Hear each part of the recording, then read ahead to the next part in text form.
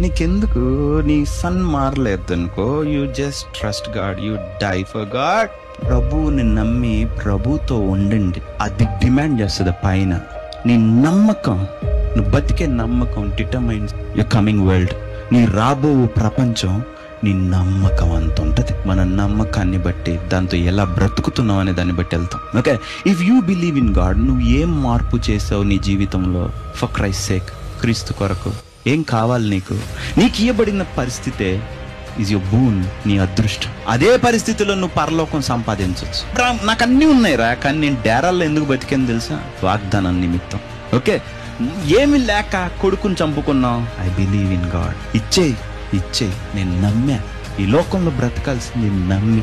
ఈ లోకానికి కాదు, పరలోకం నుంచి ఏదో ఊడి పడిద్దని కాదు, పరలోకం వెళ్తామని కాదు. అదొక తప్పు చూసే విధానం.